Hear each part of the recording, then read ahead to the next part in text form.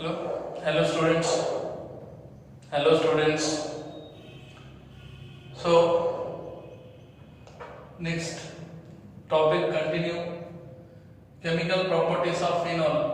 तो एक बार regular videos upload होते जा रहे, मतलब रेगुलेशन कंटिन्यूएशन में वीडियोस देखना, तभी ये टॉपिक समझ में आएगा। तो अपन chemical properties of phenol start किए थे, तो उसमें मैंने तुमको एसिडिक नेचर ऑफ फिनॉल बताया था। What are the evidences for the acidic nature of phenol. तो उसमें कुछ मतलब कुछ रिएक्शंस है, जैसे कि लिटमस पेपर, ब्लू लिटमस को रेड में कन्वर्ट कर देना, रिएक्शन विद सोडियम मेटल, फिर रिएक्शन विद स्ट्रॉन्ग बेस जैसे कि NaOH के साथ रिएक्शन, बट फिनॉल NaHCO3 के साथ रिएक्ट नहीं होता। सोडियम बाइकार्बोनेट के साथ रिएक्शन पॉसिबल नहीं है, सोडियम कार्बोनेट के साथ भी रिएक्शन पॉसिबल नहीं है। क्यों पॉसिबल नहीं है? सारी चीजें मैंने तुमको प्रीवियस वीडियो में बता दिया। अभी नेक्स्ट उसके आगे का जो टॉपिक है, phenoxide ion is more stable then phenol, explain. और इसमें फिनॉल को क्यों एसिडिक कैरेक्टर किस वजह से है, ये भी क्लियर हो जाएगा। तो पहला सवाल है अपना, phenoxide ion is more stable then phenol, मतलब फिनॉक्साइड आयन में रहने के लिए क्यों इंटरेस्टेड है? क्योंकि फिनॉल से ज्यादा फिनॉक्साइड आयन स्टेबल है, तो कोई भी सब्सटेंस उसके स्टेबल स्टेट में रहने की कोशिश करेगा ना। तो फिनॉल से ज्यादा फिनॉक्साइड आयन स्टेबल है, तो फिनॉल ऑब्वियसली कौन से स्टेट में रहने के लिए इंटरेस्टेड है? Phenoxide ion. तो अभी फिनॉक्साइड आयन और फिनॉल, तो फर्स्ट अपन फिनॉल लेंगे। फिनॉल, अभी फिनॉल का स्ट्रक्चर है ये वाला OH और यहां पे लोन पेयर, राइट। तो ये रेजोनेंस में lone pair, single bond, double bond, single bond, double bond, single bond, double bond, single bond, right. तो ये क्या होगा? यहाँ पे रेजोनेंस होगा। यहाँ पे जैसे कि अभी ये पाई इलेक्ट्रॉन्स इधर ट्रांसफर हो जाएंगे, तो ये लोन पेयर इधर इन्वॉल्व हो जाएंगे। तो नेक्स्ट स्टेप क्या है इसका? नेक्स्ट रेजोनेटिंग स्ट्रक्चर यहाँ पे वो डबल बॉन्ड हो गया, और ये लोन पेयर इधर इन्वॉल्व होने की वजह से इसके ऊपर कौन सा चार्ज? प्लस, और यहाँ पे नेगेटिव चार्ज, ये हुआ। फिर और से कंटिन्यू करते गए तो ये नेगेटिव चार्ज इधर ट्रांसफर, तो ये पाई बॉन्ड इधर ट्रांसफर हो गए।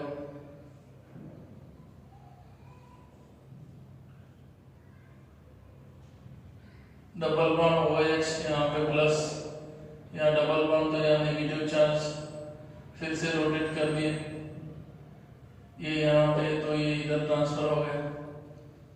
तो नेक्स्ट स्ट्रक्चर इसका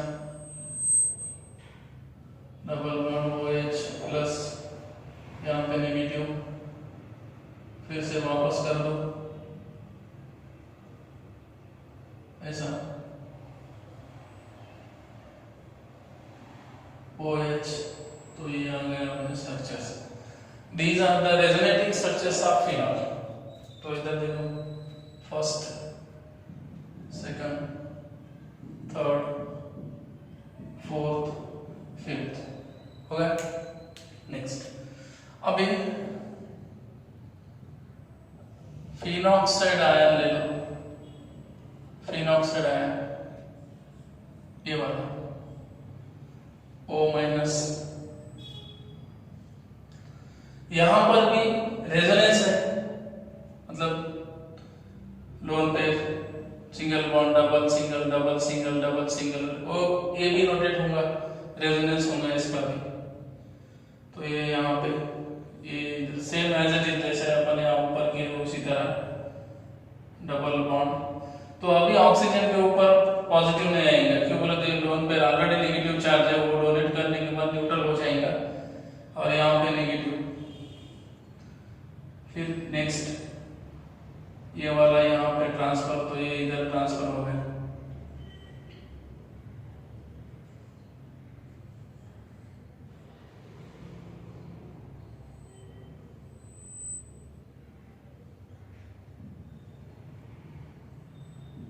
फिर से ट्रांसफर करो, ऐसा कंटिन्यू रेजोनेटिंग स्ट्रक्चर।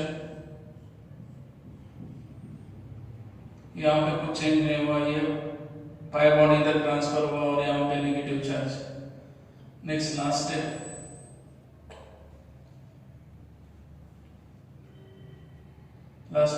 रिटर्न में दे दो, ये यहाँ पे ये वापस O माइनस ये वाला। इसके भी कितने हो गए resonating structure? 5, first, second, third, fourth, fifth. अभी मैंने क्वेश्चन क्या पूछा था? Phenol oxide ion is more stable then phenol, explain. तो अभी देखो सर, अभी जनरल पॉइंट ऑफ व्यू से ऐसा बोलते हैं अपन कि जिसके रेजोनेटिंग स्ट्रक्चर ज्यादा है वो मोर स्टेबल बोल सकते हैं। उसके लिए कुछ रूल्स है।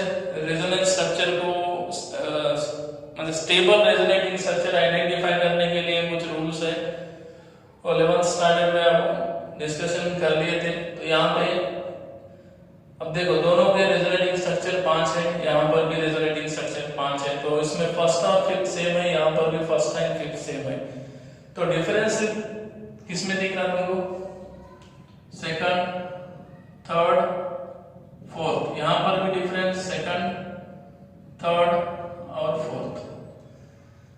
तो देखो जो डिफरेंस है दोनों में, फिनॉल के रेजोनेटिंग स्ट्रक्चर और फिनॉल ऑक्साइड आयन के रेजोनेटिंग स्ट्रक्चर में जो डिफरेंस है वही आंसर है।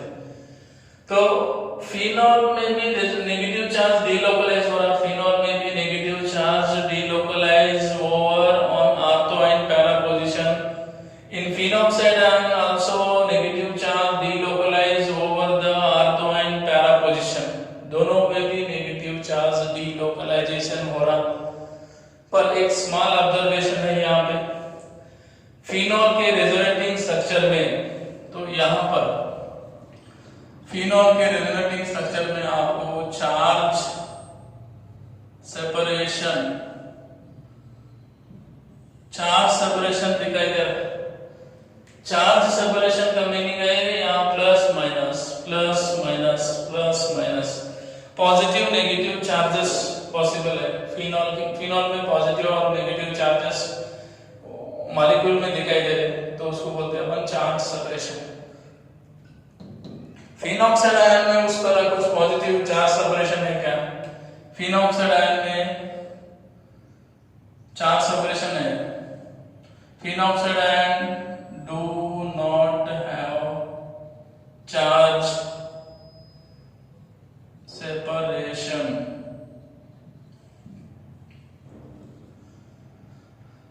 मतलब फिनॉल ऑक्साइड आयन में इक्विवेलेंट रेजोनेटिंग स्ट्रक्चर्स है, मतलब negative charge overall molecule overall resonating structure में नेगेटिव चार्ज ही दिखाई दे रहा, और फिनॉल में प्लस माइनस दोनों चार्जेस दिखाई दे रहे। तो फिर चार्ज सेपरेशन हैविंग स्ट्रक्चर्स से ज्यादा without charge separation having resonating structures are more stable. समझ में आ रही बात मैं क्या बता रहा? जिसमें चार्ज सेपरेशन है, charge separation having resonating structures are less stable than without charge separation having resonating structures. मतलब जिसमें चार्ज सेपरेशन है वो अनस्टेबल है, और जिसमें चार्ज सेपरेशन नहीं है वो स्टेबल है। तो अभी बताओ फिनॉल से भी फिनॉल ऑक्साइड आयन स्टेबल होगा, राइट? अब फिनॉल ऑक्साइड आयन स्टेबल होने की वजह से this favor the ionization of hydrogen H+ ions, और इसी की वजह से यहाँ फिनॉल में से, ऐसा फिनॉल है ना, तो स्टेबल फॉर्म में चले जाएगा ना, फिनॉल फिनॉल ऑक्साइड आयन में चले जाएगा। कब चले जाएगा? यहाँ से प्रोटॉन मतलब यहाँ से प्रोटॉन निकलने के बाद, मतलब O-, तभी ये स्टेबल होगा। ये फिनॉल है और ये फिनॉल ऑक्साइड। कब स्टेबल हो रहा फिनॉल? यहाँ से हाइड्रोजन प्रोटॉन के फॉर्म में निकल जाने के बाद ही ये जो कॉन्जुगेट बेस फॉर्म हो रहा वो स्टेबल हो रहा। तो ये स्टेबिलिटी के लिए यहाँ से H+ आयंस निकल जाता। मतलब फिनॉक्साइड आयन में चार्ज सेपरेशन नहीं है और फिनॉल में चार्ज सेपरेशन की वजह से ये अनस्टेबल है और ये स्टेबल है। इसमें चार्ज सेपरेशन है और इसमें चार्ज सेपरेशन नहीं है, इसलिए ये स्टेबल है, राइट। ये हो गया phenoxide ion is more stable then phenol, right. In both phenol and दोनों में भी in both phenol and phenoxide ion negative charge delocalized, but phenoxide ion phenol have charge separation. Phenoxide ion do not have any charge separation. So charge separation having structures are less stable than without charge separation having structures.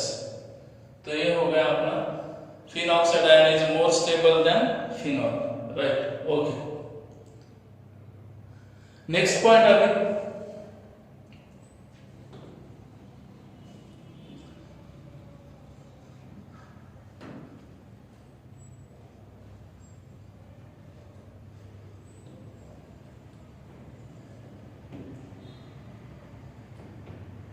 इसका next point है अपना acidity order of phenol.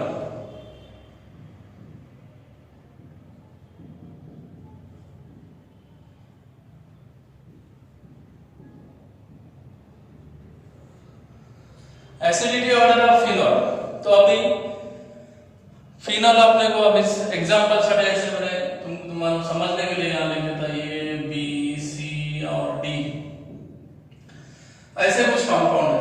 जैसे कि अभी समझो ये compound phenol है, दूसरा बी वाला मैंने यहाँ पे OH और इधर एक CH3 लगा दिया, सी वाला मैंने यहाँ पे NO2 ग्रुप लगा दिया और डी यहाँ पे मैंने एक CH2 CH3 ऐसा लगा दिया, मतलब ऐसा। सो बाद में ऐसा पूछा कि which of the following compound is more acidic, इसमें कौन सा कंपाउंड मोर एसिडिक है? चारों फिनॉल है, A B C all are phenol, सब में बेंजीन रिंग को OH ग्रुप अटैच है, इसमें सब फिनॉल है, तो कौन सा कंपाउंड स्ट्रॉन्ग एसिड है? यही नहीं, तुमको ऑर्गेनिक कंपाउंड के acidity acidic strength acidity order समझने के लिए कुछ बेसिक पॉइंट्स मालूम होना। डायरेक्ट नहीं कर सकते अपन। अब तुमको इसमें मैं बता दूंगा कि सी वाला सबसे स्ट्रांग है, तो सी वाला सबसे स्ट्रांग है तो क्यों स्ट्रांग है, ये सवाल आ जाएंगे। तो इसलिए कुछ बेसिक पॉइंट्स है, तो बेसिक पॉइंट्स में देख लेंगे। पहला, कभी भी एनी टाइम, जैसे कि अभी एक ट्रिक में बता दूंगा आपको, OH ग्रुप है, OH ग्रुप पे ऑर्थो मेटा पैरा पोजीशन है, किसी भी पोजीशन पे अगर इलेक्ट्रॉन डोनेटिंग ग्रुप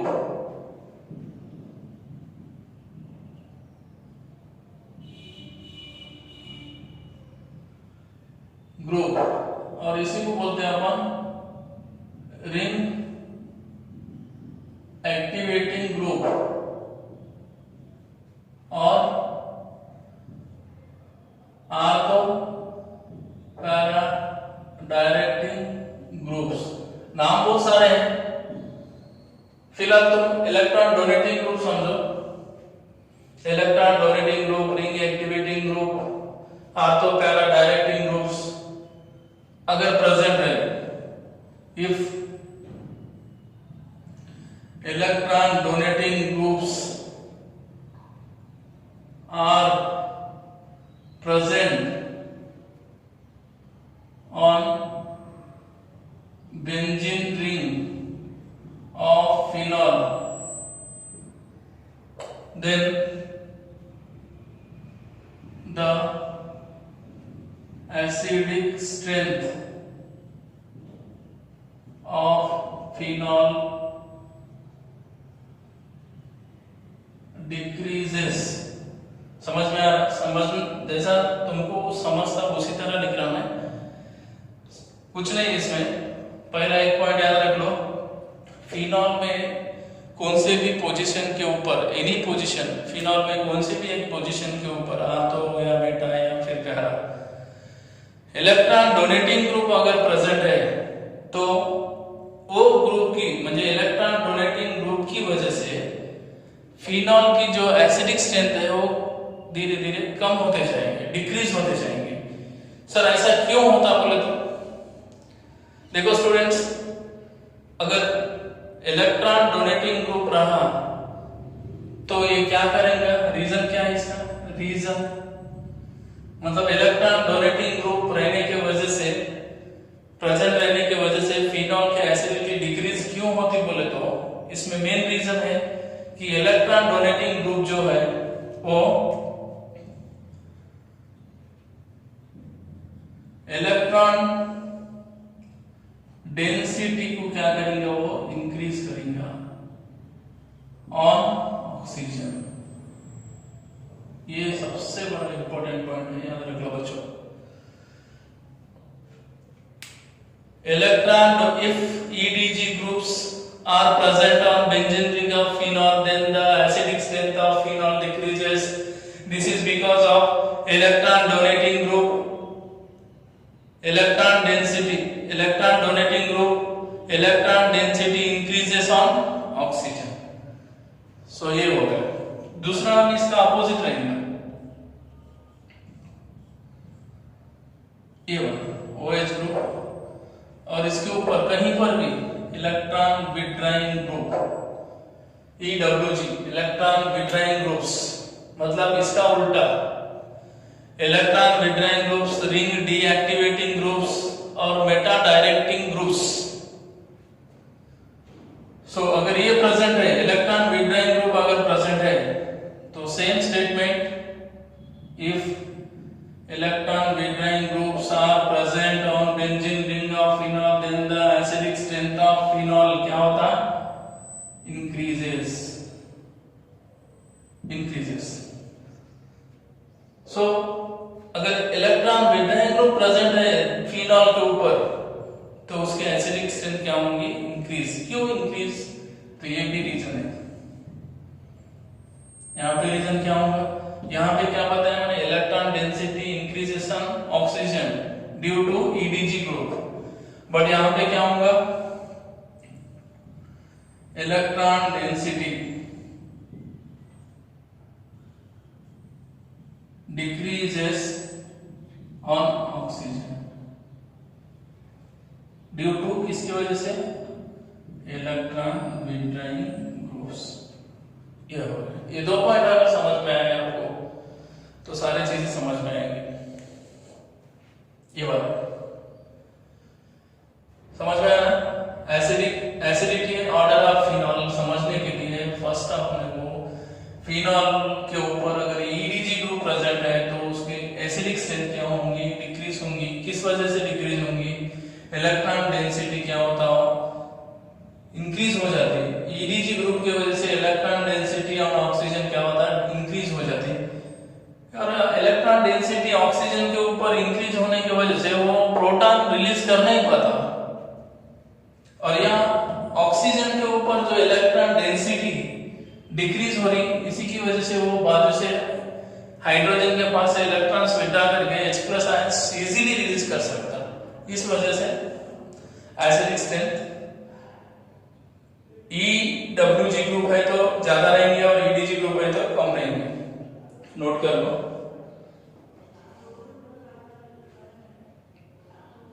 और नेक्स्ट एक पॉइंट है, नोट कर लो कभी भी।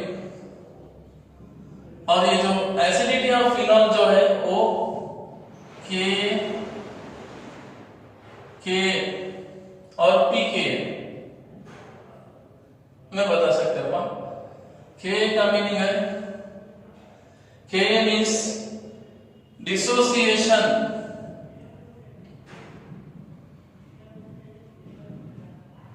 कांस्टेंट ऑफ एसिड, ये बात। और pK minus log of dissociation constant of acid, ये वाला। मतलब इसका मीनिंग ऐसा है, जो के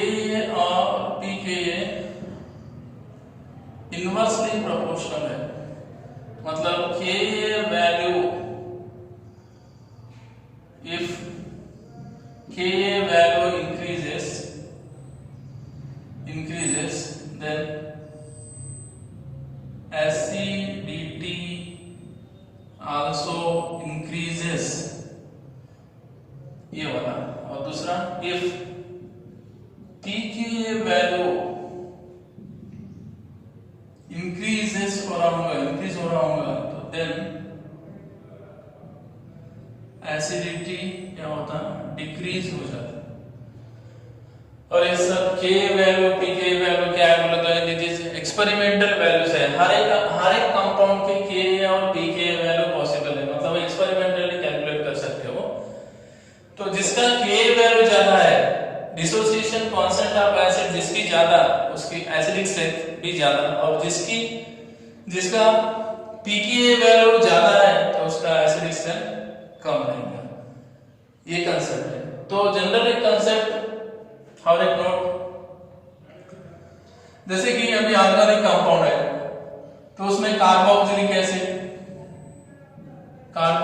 एसिड, बाद में फिनॉल, बाद में आएगा वाटर, बाद में आएगा अल्कोहल, बाद में आएगा अल्काइल, ऐसा। मतलब अब इनकी जो pKa वैल्यू है, Ka value 10 to the power of -5 है, फिनॉल की जो है 10 to the power of -10 है, और वाटर की जो है 10 to the power of -14 है, अल्कोहल की जो है वो 10 to the power of -18 है। तो अभी देखो Ka वैल्यू किसकी ज्यादा है, कार्बोक्सिलिक एसिड की सबसे ज्यादा है, बाद में फिनॉल की ज्यादा है, और बाद में अल्कोहल से भी ज्यादा वाटर की है, बाद में अल्कोहल, बाद में अल्काइन। मतलब अगर तुमको ऐसे डिफरेंट कंपाउंड दिए गए, कार्बोक्सिलिक एसिड एक दिया, फिनॉल एक दिया और अल्कोहल एक दिया, तो उसमें स्ट्रॉन्ग एसिड कौन सा है बोले तो जनरली जनरलाइज कर लेना, जहां पर COH ग्रुप है, COOH ग्रुप एलिफैटिक रहो या फिर एरोमेटिक रहो, वो कभी भी फिनॉल से ज्यादा ही स्ट्रॉन्ग है, और फिनॉल अल्कोहल से कभी भी स्ट्रॉन्ग एसिड है। तो ये आज का जनरल टॉपिक हो गया, और इसको अप्लाई कैसे करने का नेक्स्ट वीडियो में देखेंगे अपन, नेक्स्ट क्लास में। सो वीडियोस कंटिन्यू देखो, अगर एक छोड़ के अगर एक वीडियो देखे तो आपको समझ में नहीं आएगा, रेगुलर ऑर्डर में देखते जाओ। मतलब फिनॉल रिलेटेड जितने भी टॉपिक है मैंने सीरियल से डाल दिया, अपलोड कर दिया, तो आपको जो ऑर्डर से देख लिए तो आपको अच्छे से समझ में आएगा, और कुछ प्रॉब्लम है तो पूछना। और आज का जनरल होगा, मतलब किसी भी कंपाउंड की एसिडिटी अपने को जनरली Ka और pKa वैल्यू तो अपने को एक्सपेरिमेंटली मालूम नहीं रहते, और उसको याद भी नहीं रख सकते अपन। तो ये Ka या pKa वैल्यू को छोड़ के अपन EDG और EWG ग्रुप के ऊपर एसिडिटी डिसाइड कर सकते हैं। और एक रिक्वेस्ट है कि एसिडिटी अगर समझना है तुमको अच्छे से, तो 11th क्लास का जो जनरल ऑर्गेनिक केमिस्ट्री है GOC, उसमें 5 इफेक्ट है, inductive effect, resonance, mesomeric effect, hyper conjugation, ये वाला, और एरोमेटिसिटी। ये 5 कंसेप्ट क्लियर होना चाहिए। Aromaticity, mesomeric effect, resonance, inductive effect, hyper conjugation. तो अभी मेसोमेरिक इफेक्ट है, इंडक्टिव इफेक्ट है, तो इंडक्टिव इफेक्ट में भी 2 ग्रुप है, 2 इफेक्ट है, प्लस आई इफेक्ट है और माइनस आई इफेक्ट है, राइट। जैसे मेसोमेरिक इफेक्ट में भी 2 है, प्लस एम इफेक्ट और माइनस एम इफेक्ट है। अब ये सब माइनस एम प्लस एम क्या होता बोले तो जो इलेक्ट्रॉन्स विड्रॉ करेंगे उस ग्रुप को अपन माइनस आई के अंदर कंसीडर करेंगे, और जो इलेक्ट्रॉन डोनेट करेंगे उसको प्लस आई के अंदर कंसीडर करेंगे। ये सारे बेसिक कंसेप्ट अगर क्लियर है तो किसी भी कंपाउंड के एसिड